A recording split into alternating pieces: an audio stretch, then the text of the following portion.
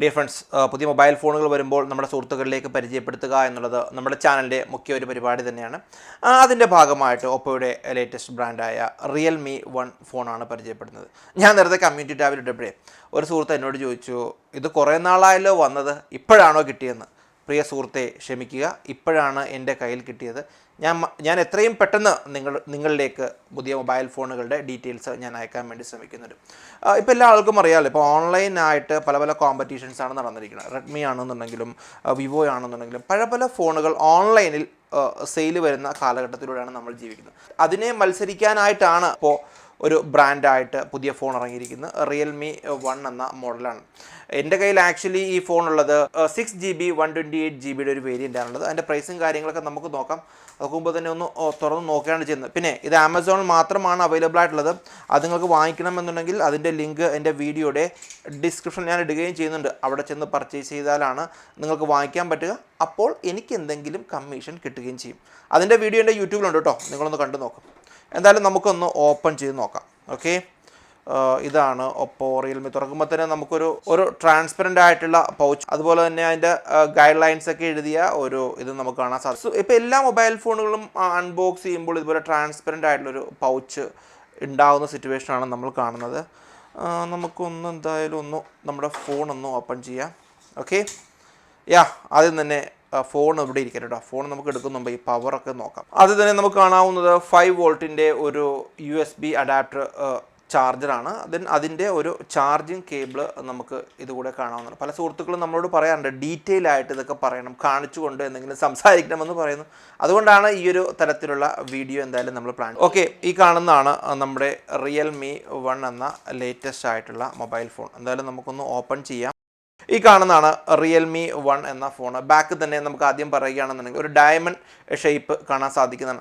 ഇത് നമ്മൾ അഡ്വർടൈസ്മെൻറ്റുകളിൽ ഏറ്റവും ഹൈലൈറ്റ് ആയിട്ട് നിന്നൊരു പോർഷനാണ് കേട്ടോ ഈ ഡയമണ്ട് ഡിസൈൻ എന്ന് പറയുന്നത്.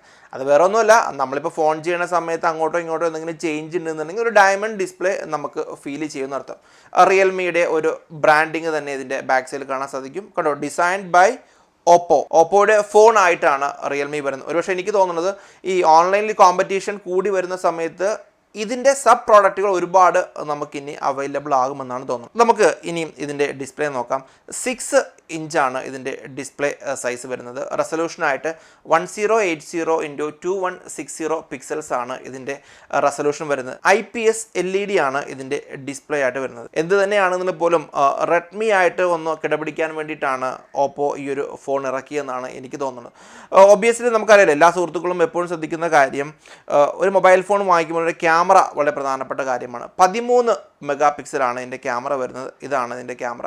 അതേപോലെ തന്നെ ഒരു LED ഫ്ലാഷും അവൈലബിൾ ആണ്. ദെൻ സെക്കൻഡറി ക്യാമറ വരുന്നത് 8 അതിൻ്റെ അപ്പാർച്ചർ വരുന്നത് f2.2 ആണ് ഇതിൻ്റെ ഫ്രണ്ട് ക്യാമറയുടെ അപ്പാർച്ചർ.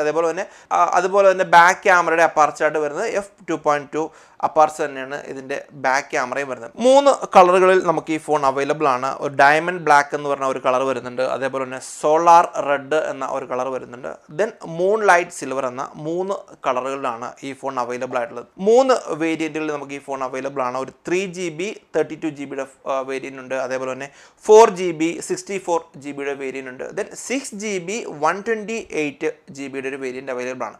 എൻ്റെ കയ്യിൽ ഇരിക്കുന്നത് 6GB 128GB ആണ്. ഈ ജൂൺ മാസത്തോടു കൂടിയാണ് ഓൺലൈൻ അതിൻ്റെ സെയിൽ ആരംഭിച്ചത്. അതുകൊണ്ട് തന്നെയാണ് ഈ ഫോൺ ഓൺലൈനിൽ നിന്ന് റിവ്യൂ ചെയ്യാനായിട്ട് നമ്മൾ താമസിക്കുകയും ചെയ്തത്. ഇനി നമുക്ക് ഇതിൻ്റെ സൈഡിലേക്ക് വരികയാണെങ്കിൽ വോളിയം റോക്കർ, അതേപോലെ തന്നെ പവർ ബട്ടണൊക്കെ നമുക്ക് സൈഡിൽ കാണാൻ സാധിക്കുന്നത്. ഇതിലൊന്നും സത്യം പറഞ്ഞാൽ പ്രത്യേകിച്ചൊന്നും പറയേണ്ട കാര്യമില്ല. ഇതിലൊന്നും യാതൊരു കമ്പനിയും ഇപ്പോഴൊരു ചേഞ്ചസ് വരുത്തിയിട്ടില്ല. ഒരുപക്ഷെ പുതിയ ഇന്നോവേഷൻസ് വരുമ്പോഴാണ് ഇതിലൊക്കെ എന്തെങ്കിലും നമുക്ക് സെപ്പറേറ്റ് ആയിട്ട് പറയാനുള്ളത്. ദെൻ ബോട്ടം സൈഡിൽ തന്നെ സ്പീക്കറും USB ചാർജ് ചെയ്യാനുള്ള പോർട്ടും 3.5mm ഓഡിയോ ജാക്കുമാണുള്ളത്.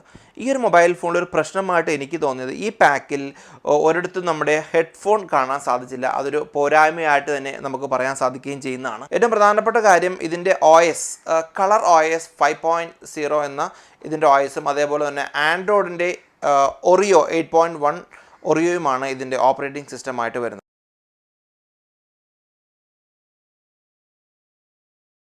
ഓക്കെ, അപ്പോൾ നമ്മുടെ മൊബൈൽ ഫോൺ ഓപ്പൺ ആയിട്ട് വന്നിട്ടുണ്ട്. കൊള്ളാം, അത്യാവശ്യം നല്ല ഡിസ്പ്ലേസ് ഒക്കെയാണ് കാണുന്നത്. ഞാൻ നേരത്തെ പറഞ്ഞ പോലെ തന്നെ ഓപ്പോയുടെ തന്നെ ഒരു ഓപ്പറേറ്റിംഗ് സിസ്റ്റമായ കളർ OS 5.0 ആണ് ഇതിൽ കമ്പനി ഇംപ്ലിമെൻറ്റ് ചെയ്തിരിക്കുന്നത്. ഇനി നമുക്ക് പറയേണ്ടത് സിം സ്ലോട്ടിനെ കുറിച്ചാണ്. 2 സിമ്മുകൾ നമുക്ക് ഇടാൻ സാധിക്കും. അത് നാനോ സിം മാത്രമാണ്. അതേപോലെ തന്നെ 256 GB ഡെഡിക്കേറ്റഡ് ആയിട്ടുള്ള ഒരു സ്ലോട്ടും ഇതിനകത്ത് അവൈലബിൾ ആണ്.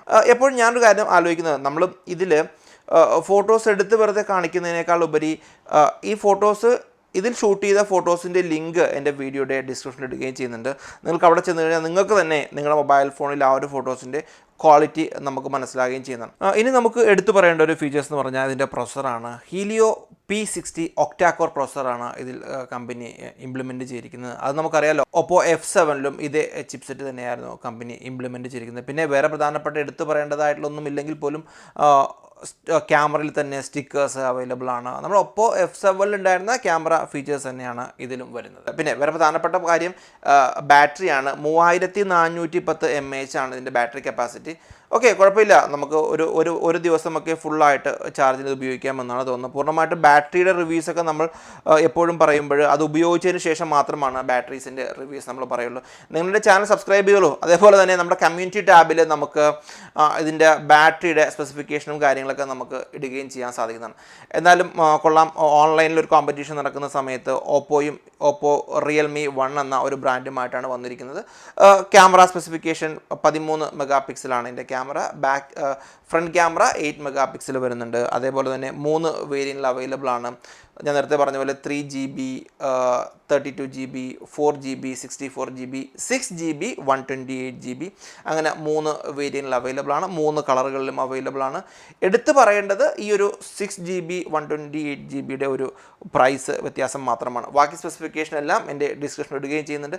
ഇത് വാങ്ങിക്കണം എന്ന് ആഗ്രഹിക്കുന്ന സുഹൃത്തുക്കളുണ്ട് എന്നുണ്ടെങ്കിൽ ഡെഫിനറ്റ്ലി അതിൻ്റെ ലിങ്കും എൻ്റെ വീഡിയോയുടെ ഡിസ്ക്രിപ്ഷനിൽ നിന്ന് കാണുകയും ചെയ്യാവുന്നതാണ്.